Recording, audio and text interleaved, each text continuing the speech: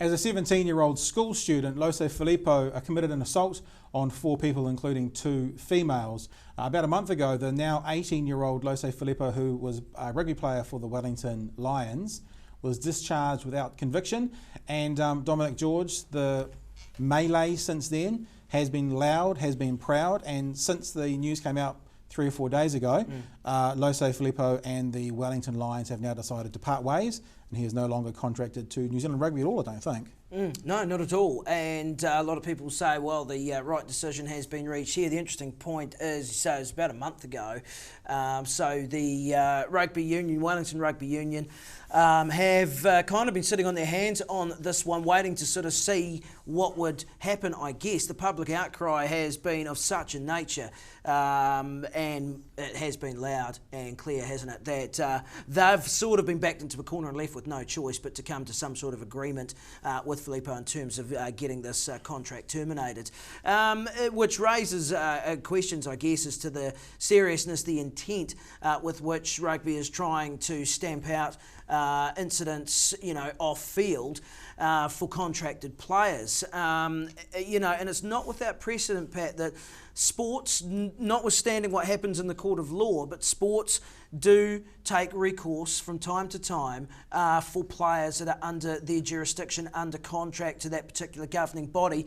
And we see it in rugby league, we see it in lots of other sports as well. They do that. So it's not without precedent. The Rugby Union, very slow to act, and have only acted at the behest, it would appear, of the public outcry. Well, what we don't know, what's been said in the media in the last few days, is the Rugby Union was not aware of the severity of the crime.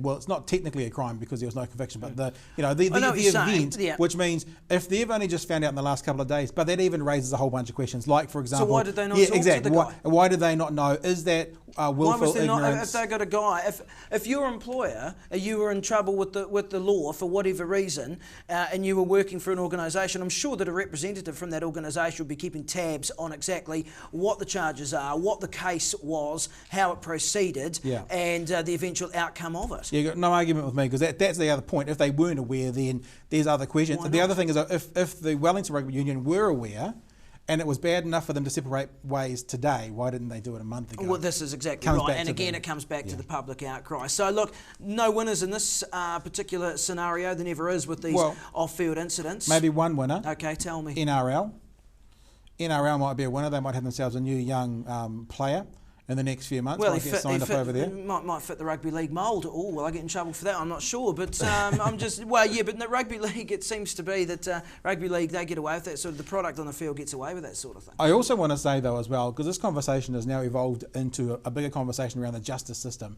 Now, about 2, 3, 4 weeks ago here on ODT TV, we were talking about a young, wealthy white man called Nicholas Delegate, who here in Dunedin was discharged with community service after committing an offence, and a lot of people, if this was a young brown boy, he would have been going straight. Well, this is a young brown boy who hasn't got money. I mean, yes, he's contracted to play rugby, but he'll be getting hardly any money for that at all. And he's had the same sort of outcome, discharged without conviction. Now, yes, people will say because he's a rugby player, there's privilege there. But I guess the conversation should be twofold here. The first should be, are we treating people outside the justice system? Like, are there rules for the justice system and some are getting privileges from that? Or is it that the whole justice system needs to be reformed and needs to be relooked at? Because here's the question that I would like to ask.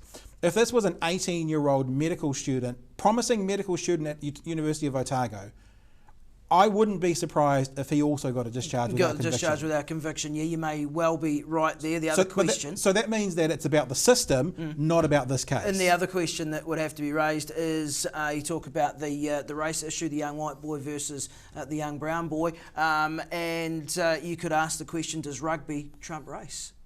There you go. Question to leave you on. Go the All Blacks.